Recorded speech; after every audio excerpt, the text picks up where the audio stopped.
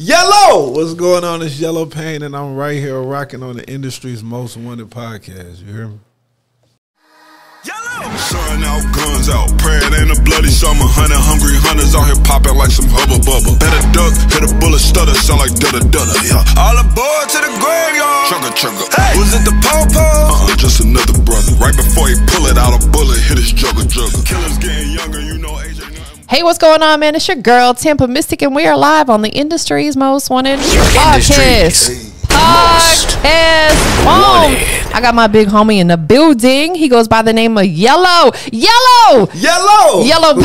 Give me some love, man. Boom. I appreciate you being here. Yeah, this is my dog, man. Like, I remember. Thank you for being here. I appreciate it. Most definitely. Without further ado, give us that, real deal. Break it down. Who is YelloPain? YelloPain, man. I'm a rapper, motivational speaker. I'm a man of God, and I'm a hard worker. You know what I'm saying? And, we go hard. We out here. Hey, he working. My homie. Hey. Big facts. You already know. Absolutely. And I love the fact that the intro that you gave is the intro that I want from everybody, but they don't always understand the assignment. You broke down everything that you do. Absolutely. And that's so important. People got to understand you're not just a music artist. You do so many other things. You're definitely a motivational speaker. You from Ohio. Dayton, Ohio. Shout out to Dayton, Ohio in the building. I think we talked about this before because my family's from Cleveland, Columbus, so we might be related. You know what I'm saying? Then my cuckoo over here. Facts. Talk to us about growing up out there. Dayton, Ohio. It's a small town, you know what I'm saying? Yeah. Small town mentality. When it comes to music, it wasn't a whole lot. I wasn't necessarily exposed to, let's say like the glitz and the glamour of it. Understood. You know what I'm saying?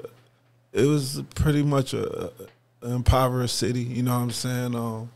You don't really see like out here. You grow up out here, you see Lamborghinis and Maseratis. Right, celebrities. Exactly. Yeah, it's definitely not the same back home. So it was, it was a lot of just having to figure things out. Yeah. You know what I'm saying? And that's what we did. We figured it out. Absolutely. That's what we have to do. I'm big on exactly what you said. A lot of people oftentimes will complain about what they don't have. And it's like, figure it out. We are in an era where everybody can make money. Absolutely. We've got social media. We've got the internet. There's no reason why people can't figure it out. You know what I'm saying? And that's something that you probably learned early on, being from a city where it's not all the glitz and glamour, like you said. Yeah, it's like when you laser focus and you know exactly what you want to be or where you want to go in life. You know what I mean? And you in an area or an environment where there's no answers. It's kind of like you either got to find them or you're going to fail. You know what I mean? You see failure consistently from, your family, from your community. You see the people that you look up to and admire. You see them going to jail. You see them getting murdered. Yeah. You know what I'm saying? So it's like either I'm going to follow that or I'm going to figure something out. Yeah. You know what I'm saying? And sink or swim. Yeah. You have to. Absolutely. You have to create your own way. Absolutely. Did you know at an early age that, music was a passion for you? Yeah, I started making music at like 7 years old. Wow. You know what I'm saying? Because my older cousin, he was doing music. Yeah. And I wanted to be like him. So, it kind of saved my life, I feel like, because, when you so young and you know exactly what you want to do, it's easier to stray away from or to stay away from certain things like the streets, like stuff that could really waste your time, even spending to I don't got no kids, because I knew if I was to have a kid, I wouldn't be able to put all my focus into the music. What I'm saying? Understood. So a lot of the things that kind of like the obstacles that you kind of face along the way, chasing everything else, I kind of avoided that because I was kind of weaving my way around it all because I knew I'm gonna be a famous rapper. Like that was my mindset, you know what I mean? And we here. That's amazing because a lot of youngins don't realize that. They just want to go play. Nowadays, they just want to sit on their cell phone all day. They just want to play on their tablets. They don't have ambitions, because I think a lot of it comes from the parenting as well. The parents just, man, go play with your toys and leave me alone. You know what I'm saying? Rather than actually being involved and getting them involved. And I was definitely one of those parents who was heavily involved with what my son had going on because exactly that. You want them to have ambitions at an early age. that helps them to stay away from all the stuff that they shouldn't be doing. Absolutely. Being in Dayton, Ohio, though, was there people around you that were into music, or, you know, how did music become that passion? Yeah, so Dayton, Ohio, like, so we don't have, I'll put it like this, like, we don't have no industry rappers, you know what I mean? But we still got, like, a small rap culture that's like, nobody really know about it outside of Dayton, but if you inside of Dayton, it's like your life, you know what I mean? So I had artists that was in Dayton, from Dayton, that everybody in Dayton know that I looked up to, you know what I'm saying? Like, rest in peace, my homie Mike Lansky, like, he was like the first, I would say, like, the biggest thing that I had seen. Like, you know, like, he was like signing autographs and stuff, like stuff like that I had never seen that happen in my city before. So it was like, it's like we got a community in the city, but it's just like the world not exposed to it yet. But that's why it's important for people like me, you know, getting on bigger platforms to like shine a light back home, because we really got some. We got some dogs. We got some dogs back home for sure. There's a lot of talent out there, and Absolutely. I love the fact that you, throughout your conversations that you have with people, when you sit down with media people, that you talk about your city a lot. I think that's important because, you know, even though you're here in the Atlanta area now, you want to put shine on your hometown because that's where you grew up. That's what made you, is growing up in Dayton, Ohio. Absolutely. Do you think that if you had stayed there, I probably know the answer to this question, but I'm asking anyway. If you had stayed in Dayton, Ohio, do you think you would be where you're at right now musically?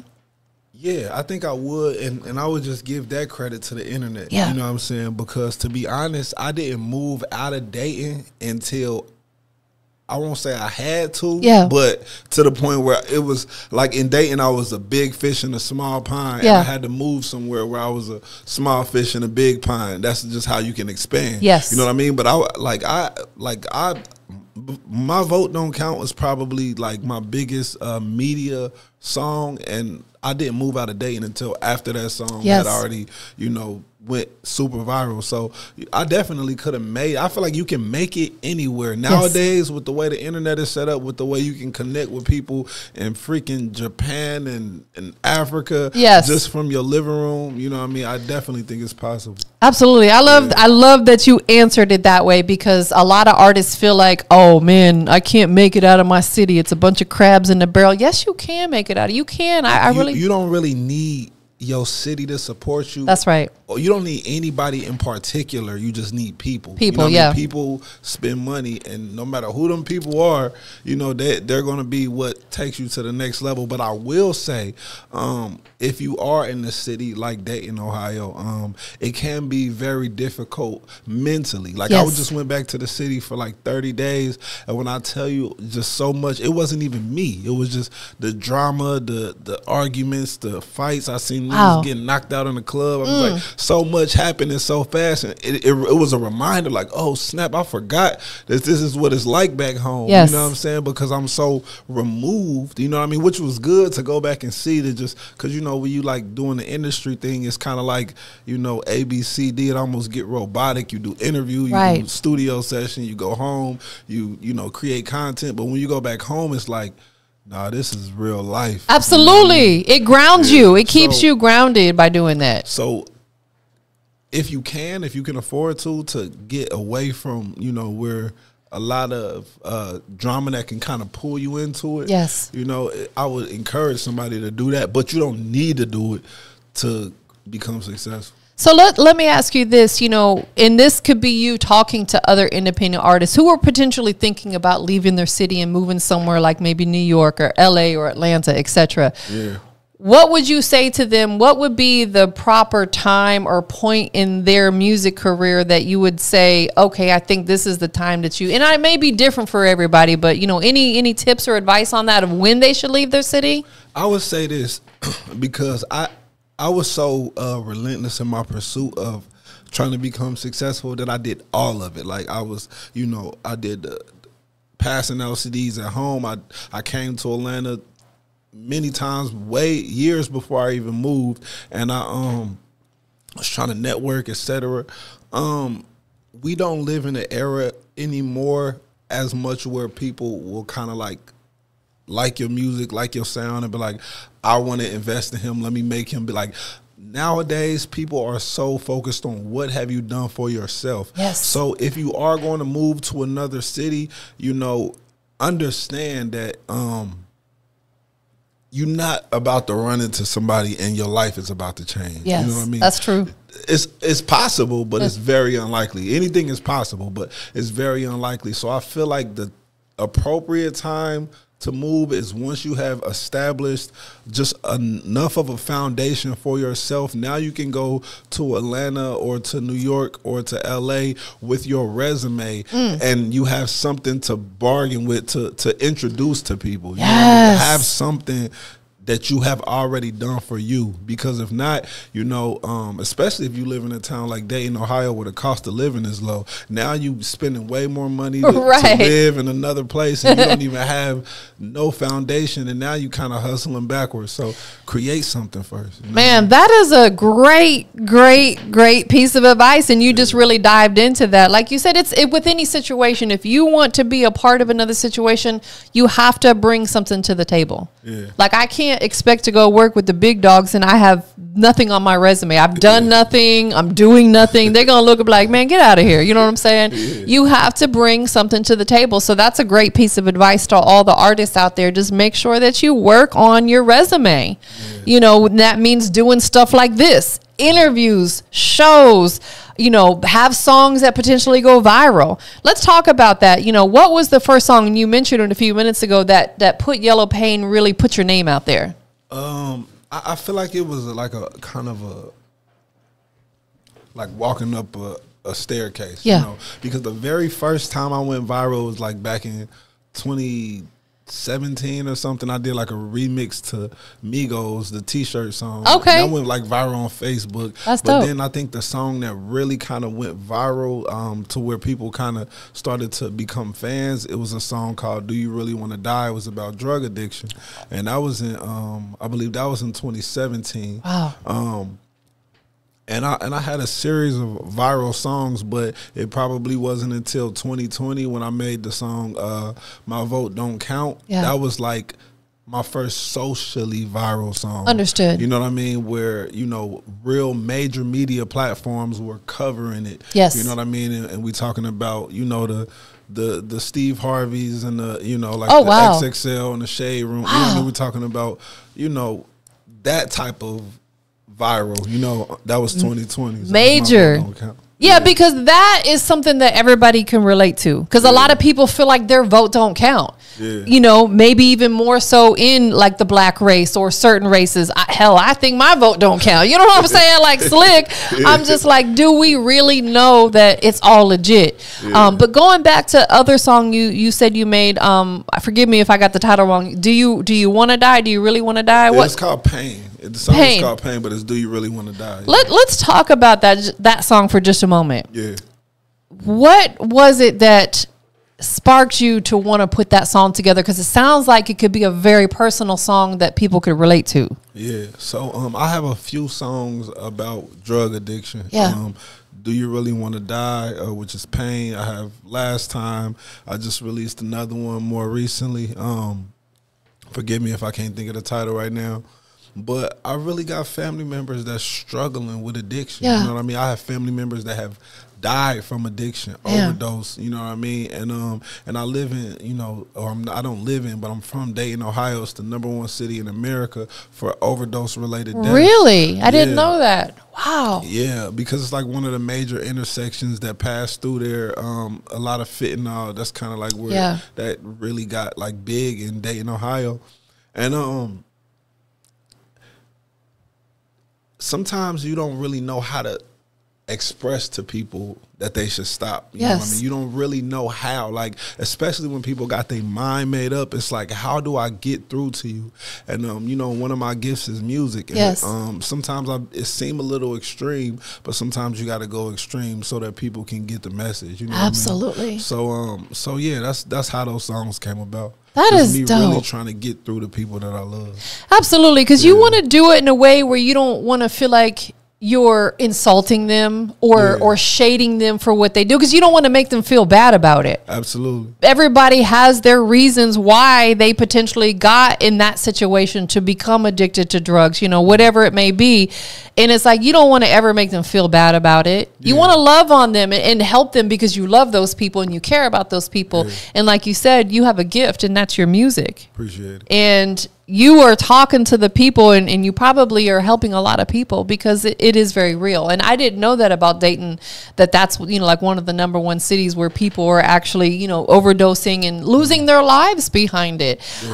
Did you get a lot of recognition from people who potentially were either on the verge of being addicted or addicted? Did they, you know, anybody talk to you about that? Yeah. I performed at different rehab facilities around the country. Love it. I love it. And I got so many messages from people.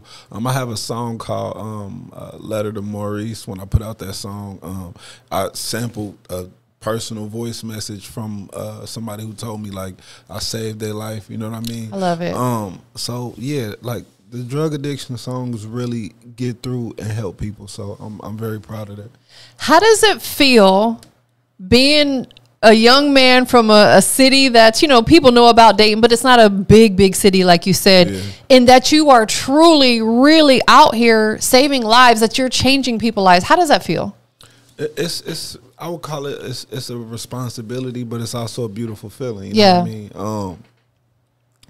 You know, people really need some type of example. Like, when I was coming up, I really desperately could have used me. Yeah. You know what I'm saying? Like, I needed a YelloPain growing up. There was so many things that I had to figure out, that if YelloPain would have existed and from my community, I would have, like, you know, I would have been able to kind of have some form of a blueprint. You know what I mean? So I'm just, you know, I feel the responsibility to make sure that I never slow down. I never make somebody lose hope because they gain hope in me. Yes. You know what I mean? But also, it's a beautiful feeling, you know, like, I've been wanting this since I was a kid. You know? Absolutely. And you've manifested all of it. Thank you. What would YelloPain go back and tell your younger self right now? Like, if you could drop a gem or a piece of advice. I'd tell my younger self, it's going to be okay. Yeah. You know what I mean? I would tell my younger self that whatever you losing right now, it's okay. I would tell them, sacrifice it all. Yeah. You know, don't get so caught up in it right now, because a day is going to come when you're going to have everything you ever wanted. You know what I mean? Like, because not even just my younger self, but it's a lot of younger people that's going through some extreme times. I'm talking about family, stuff that they feel like nobody will understand, like it's the end of the world. Like I don't even want to be here no more. You know what I mean? And it's hard to even see tomorrow, let alone 5 years from now. But if you could just wait for the 5 years from now, you know what I'm saying? You could just push through to the 5 years from now, you are really going to appreciate yourself for making it through those tough times. So, like, don't let today crumble you. You know what I mean? Like, keep pushing. That's a great piece of advice. Absolutely. Because, you know, like you said, kids, they're vulnerable. They don't understand a lot of what's going on. They know that it's maybe affecting them emotionally, but they don't understand because they haven't lived life really yet. So that's a great piece of advice. Like, push through, because at the end of the day, like, we can get through anything. We just have to really want it. Mentally, physically. Let me ask you this. When YelloPain wakes up in the morning, right? Morning time, whatever time that may be. What's the first thing you do when you open your eyes from your sleep? I try to pray when I first wake up. I love it. I try to pray, thank God, when I first wake up. But I'm being real, you know, because I've been struggling like the last couple months of, like, subconscious. I'm so, like, hyper focused on, like, what I'm doing. So sometimes I pick my phone up. We all do that. I get to go checking God YouTube knows. stats and account balances and but I try to pray as soon as I wake up, though. But absolutely, it's just if I want to call it ambition. If it kick in too fast, I get it. I just be there. Like, but at least you're doing that type of stuff. You're doing positive stuff. Absolutely. You know what I'm saying? And I'm a big believer in however we start our day sets the tone for the entire day. Yeah. I get up every morning and I journal. I write my goals for the day because I have to see it. And I write my 3 positive affirmations for the day. You know what I'm saying? And to me, that just starts the tone. What about before you go to bed at night? What's the last thing you do before you close your eyes? I create my my to-do list for the next day. I love it. Yeah. You are so on point, man. Like, you are truly living your passion. Thank you. With that being said, we got YelloPain in the building. You know what I'm saying? He a superstar. Yellow. Hey. What is your purpose? I just said this like on a post the other day. I feel like my purpose is my life. Yeah. You know, and when I say that, it's because, you know, trying to tie my purpose to an individual thing, to me, would be silly, because God put me on so many different assignments that to try to know what my purpose is from a specific assignment, you could really block out the next thing God is trying to tell you to do. You know what I mean? Like I said, my first time going viral was off of a song about drug addiction. Yeah. And at that time, when that song came out, I felt like my purpose, my calling is to talk to people, to help people get through drug addiction. Like, that's what I was thinking.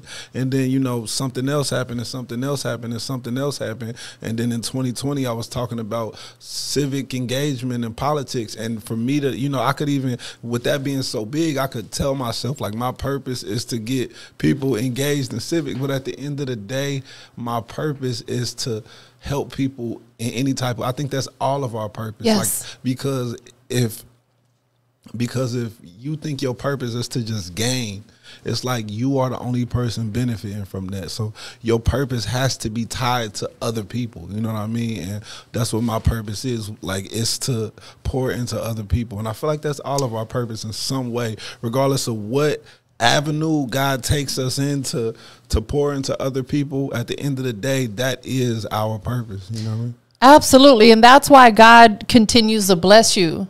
I'm a believer when we pour into other people, because I'm that type of person too. I'll pour my everything into someone that I believe in, or somebody that I feel like needs it. You know, some people just need someone to love on them a little bit because they're hurting inside. They have anxiety or maybe mental health issues. So you're absolutely right. It's not just a general, like, it's like you really like have so many different purposes through your music. And let me ask you this. You post a lot of positive messages on your social media. Yeah. I love that. We need more of that, because there's so much trolling and negativity and weirdo stuff that goes on social media. That's the dark side of it. Yeah. You're on the bright side. Yellow's a happy color. You know what I'm saying? It's a very happy color. You spread positivity. You spread love through your messages. What made you decide to get into motivational speaking and actually being transparent enough to post it on your social media? A couple different things. So one, I got a homie, his name is Ace Metaphor, and he talks a lot about like relationships and, you know, how women can, you know, bounce back from toxic relationships, etc. Yeah. And you know, I saw him get a lot of positive feedback from, you know, pouring his heart out in that. So that kind of let me know that it was something to do, you know, that people would be interested in you just kind of like, you know, holding the phone in front of your face and speaking your mind. But a lot of the messages that I put out, you know, to be honest, is things that I need. Yes. So I talk to myself, and then when I put it out there, it helps other people. So it's kind of like a way to coach, to help people avoid the things that I have experienced. You know what I mean? So if I get on the internet and I say, hey, you know, if you're spending too much money in this area, you know, I'll probably just spent too much money in this area, and I'm trying to help somebody else not do what I just did. You know what I mean? So it's really, you know, it's talking to myself, but at the same time, giving people the tools that I probably needed just yesterday. He's a young big brother to a lot of people, you know, because that's oftentimes if we have an older sibling, for example, we learn from them. We learn from we take lessons from stuff they did. And that's you're being transparent, talking about, like you said, you're kind of slick talking to yourself, but at the same time, you're helping other people. Absolutely. Would you say that music is like a mental therapy for you? Yeah, music is therapy completely. Like I said, when I first started rapping, I was looking up to people that was rapping about cars and money and clothes. That's really like where what I started doing. But you know, through trials and life and, you know, everything kind of coming at me at once, you know, music became like, I felt like it was all I had, and I was pouring out my heart into that, you know, and you know, eventually people started to love the transparency that I had in the music. So, you know, even to this day, sometimes I don't know who to talk to, you know what I mean? And sometimes you might have people that would be willing to listen and willing to give advice, but everybody is going through something, everybody. So you have to be kind of courteous before you get to dumping some of the heaviness onto people. Because you have to understand, like, they might just be dealing with some mental trauma themselves. Absolutely. So I put it into the music, you know what I mean? And it relieves me, you know? It relieves me. How did you become like you're so like wise? I appreciate like that. Seriously, like you just said, you have to be courteous of other people because they could be going through something traumatic. They could have just lost their best friend or their parent yesterday, and you over here dumping your simple problems, you know, on them. How did you become like you're young. How did you become so wise at such a young age? Tell us, give us a secret. I have a lot of siblings, first of all. Okay. You know, I grew up in a house with a lot of people, you know, probably 16-ish. Wow, you know okay. I mean? People in one environment. So, you know, I got to see a lot of people firsthand make mistakes, succeed at different things. And, you know, when you're surrounded by so many people all the time, you kind of can learn from other people's mistakes, you know what I mean? You learn from, you know, this person went to jail, this person, you know, just got kicked out the house, this person is, you know, whatever, you know what I mean, just got in a bad relationship, and you kind of get to make your own assessment, you know, based around all of those things. And I think one thing that I do a lot is I mirror image. I always try to think, like, how would I feel if somebody, you know, said that to me or did that to me, you know what I mean? So I think it's a mixture of witnessing so much, experiencing so much, and also, you know, just really internalizing everything before I put it out. I love that. Yeah. I love that because I too try to be neutral in a lot of situations, meaning that like on social media, for example, people be posting stuff. I don't always chime in on the negative stuff. I try to stay more neutral because to me it brings more anxiety because you're going to get 100 people commenting and coming at you. You know what I'm saying? Yeah. So it's like we have to avoid that type of conflict. Absolutely. And like you said, it comes from watching other people of what they do, and you see the trauma that comes to them for it, and you're like, I don't want that. And we also move in the way that we would want other people to move. You know, like I treat other people how I want them to treat me. I'm kind to people because I want people to be kind to me. And I can tell that you're absolutely that same type of person. You treat other people how you want to be treated.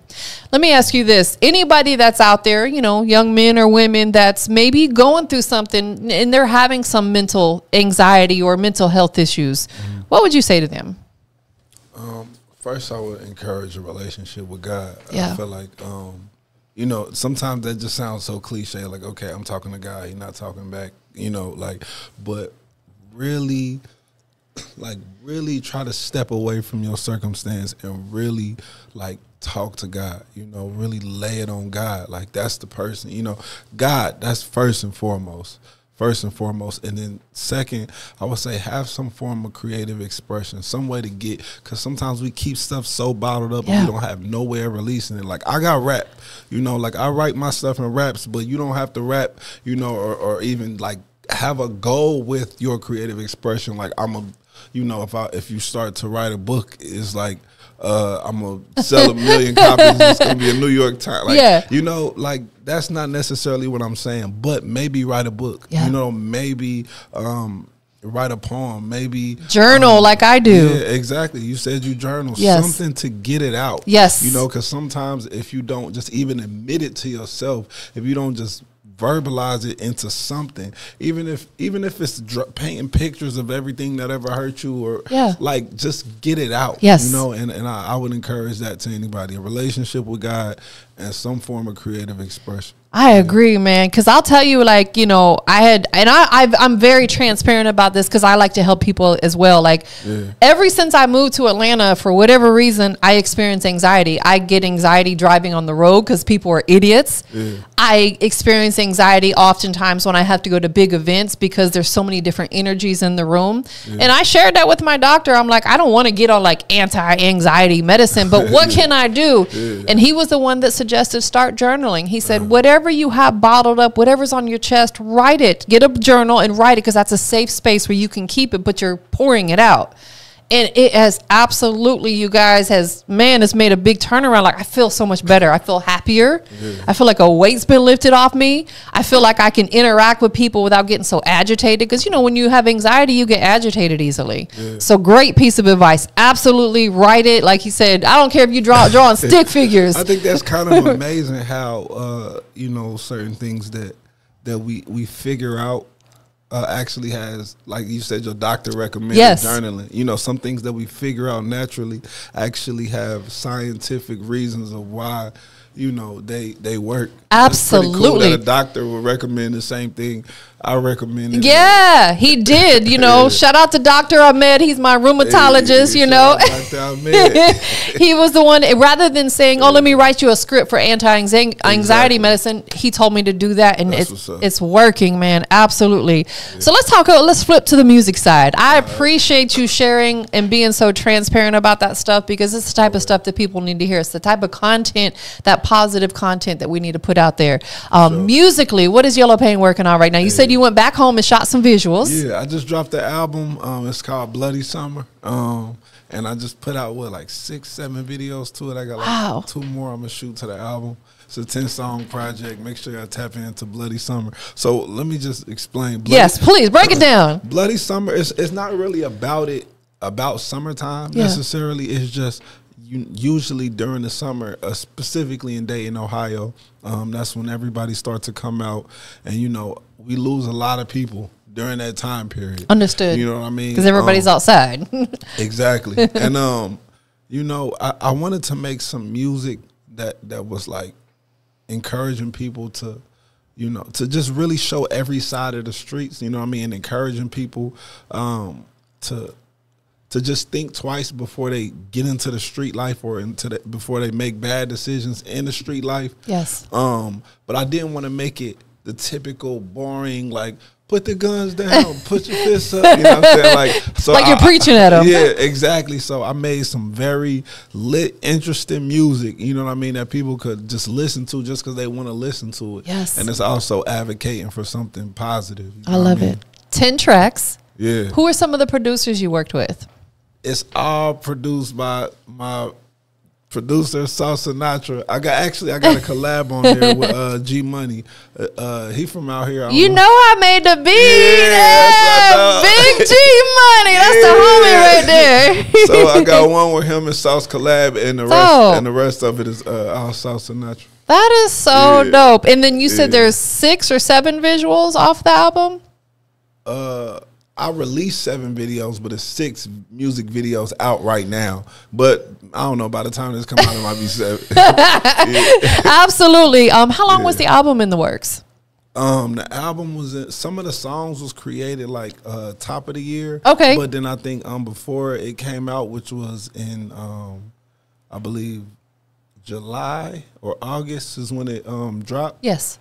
No, it dropped in July. Towards the end of July.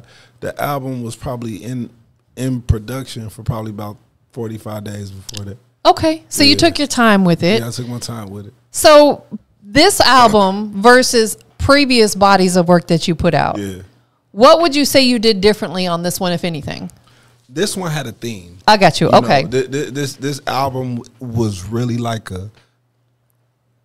it was completely different from, because most of my albums is like motivational, you know, hard work, you know, it's usually like, you know what you kind of gonna get from YelloPain. You just don't know what the song gonna sound like. Yeah. You know, with this one, it was really like hyper focused on stay out the street. Yeah. You know what I'm saying? So that's what Bloody Summer really was. It's almost like a side mission to the main mission. You know what I mean? Understood. Yeah. Do you think it'll be the type of project where you potentially do a follow-up to it, like a sequel?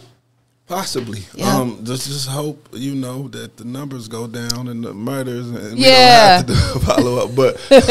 But the underlying, you know, message, I'm sure I'll incorporate that into music as long as I live anyway. You Absolutely. know, I've seen too much. I've already kind of been like, you know, tapping into that, but I think with Bloody Summer was just hyper focused on stop killing each other. You know what I'm saying? Yeah, we need to. Absolutely. I had someone who sent me merch recently, and the name of their brand is God or Guns, and it's all about the putting the gun down movement and reach out to God. Like you said earlier, we got to talk to God, and we need to spread that type of message. It's so important because nowadays people are so quick to pick up a gun because they're afraid of getting caught on someone filming them getting beat up and putting it on social media.